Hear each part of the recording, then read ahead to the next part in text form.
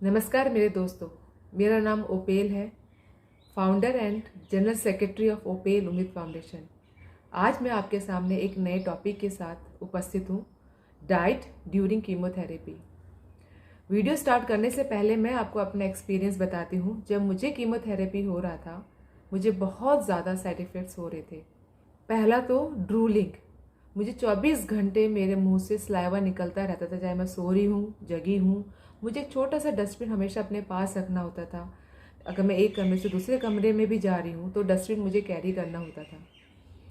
मेरे माउथ में बहुत सारे अल्सर्स बन गए थे, थ्रोट में अल्सर्स बन गए थे, मुझे स्वेलिंग होने में बहुत दिक्कत हो रही थी, मैं कुछ खा नहीं पा रही थी। नॉजिया और वॉमिटिंग तो कंटिन्यू था।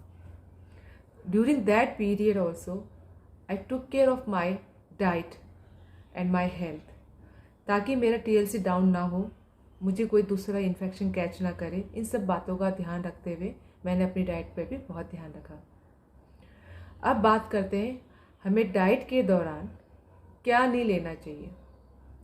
पहली बात, डॉक्टर आपको जो एडवाइस करते हैं उसका आपने पूरी तरह से पालन करना है, और साथ में ये भी ध्यान रखना है कि आपका किस तरह से बेहतर हो सकता है कौन सी डाइट लेकर। जैसे मिर्च तो आपको बिल्कुल भी नहीं लेना है, स्पाइसी फूड आपको नहीं लेना है, फैटी फूड अवॉइड करें तो बहुत अच्छा है।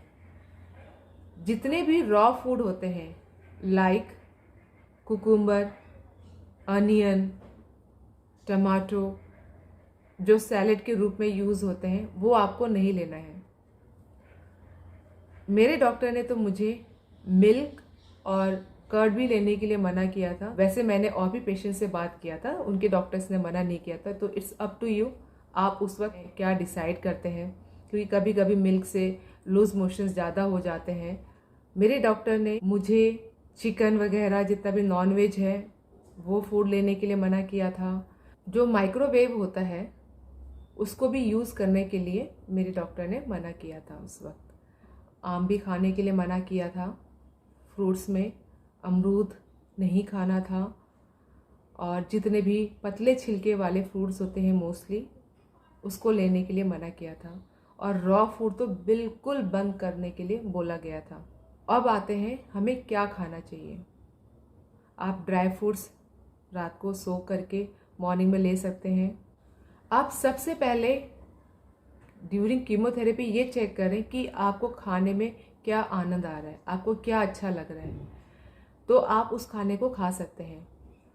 जैसे पनीर भी खाते हैं लोग, स्पाइसी बिल्कुल ना हो, मिर्च तो नो, बिग नो टू मिर्च, चाहे ग्रीन हो रेड हो, कोई भी चिली आपको नहीं खानी है, क्योंकि उससे अल्सर्स होने के चांसेस होते हैं हमारे डाइजेस्टिव सिस्टम में, तो इसलिए उसको मना किया जाता है। आप ड्राई फ्रूट्स खा सकते हैं, और कोशिश करें, जो मेरे डॉक्टर ने मुझे प्रिस्क्राइब किया था वो इस वजह से कि ताकि जो पेस्टिसाइड्स होते हैं फ्रूट्स में वो ख़त्म हो जाएं, या जितने भी बैक्टीरिया हैं वो ख़त्म हो जाए। तो मुझे उन्होंने स्पेशली एडवाइस दिया था कि आप पानी को गर्म करके फ्रूट्स को एटलीस्ट 2 मिनट तक उसमें डिप करके रखें और तब खाएं। आप बिलीव नहीं करेंगे, सेब पूरा काला हो जाता था, और जब कीमोथेरेपी करवा के आती थी तो मैं ज़्यादा फ्रूट्स ही खाती थी। जैसे वाटरमेलन, मैं उसको भी पानी में डिप करके, इतना मोटा उसका छिलका होता था, इवन देन उसको मैं डिप करके 5 मिनट तक उसको गर्म पानी में, तब मैं उसको निकाल के खाती थी। खरबूजा मैंने बहुत खाया, क्योंकि पानी की भी पूर्ति वो करता है, और खाने में भी मुझे बहुत अच्छा लगता था वो, तो मैं उसको ज़्यादा खाती थी। अब बात करते हैं, जब हमें वॉमिटिंग या नॉजिया ज़्यादा हो रहा हो तो हम क्या कर सकते हैं। ये सिर्फ कैंसर पेशेंट्स के लिए नहीं, कोई भी पेशेंट हो उसके लिए भी ये लागू होता है। एक प्रेग्नेंट जो लेडी होती है उसको भी नॉजिया बहुत ज़्यादा रहता है, तो अपने जो क्वांटिटी है फूड की वो कम कर लें, और इंटरवल्स को इंक्रीज़ कर दें अपने पूरे डे में। मैं एक छोटा सा उदाहरण लेती हूँ, पानी का या सूप का। तो आप 1/4 ग्लास सूप लेकर उसको धीरे धीरे पिए, और आधा घंटा या 1 घंटे के बाद ना लेकर 15-15 मिनट में वो 1/4 गिलास का सूप पीते रहें या पानी पिएं, नारियल पानी पिएं। ये सब चीज़ें आपके लिए बहुत ज़्यादा फ़ायदेमंद होने वाली हैं ड्यूरिंग कीमोथेरेपी। ये बहुत बहुत ध्यान रखने वाली बात है कि आप अपनी क्वांटिटी को कम करें पूरे दिन भर में। जैसे आधा गिलास पानी ना पीकर आपने आधे से आधा पानी गिलास ले लिया या सिप सिप करके पी लिया, फिर 15-20 मिनट बाद फिर से वही पानी पिया या कोकोनट वाटर पी लिया या कुछ सूप पी लिया 15-20 मिनट के बाद। इससे क्या होता है, अगर आपको नौजिया भी हो रहा होता है ना, थोड़ा सा निकलेगा, थोड़ा बॉडी में रहता है और आपकी बॉडी की न्यूट्रिशन की जो कमी होती है उसकी भी पूर्ति होती रहेगी। तो इस बात का आप ज़रूर ध्यान रखें। और खाना खाना बिल्कुल भी बंद ना करें, बिल्कुल भी बंद ना करें।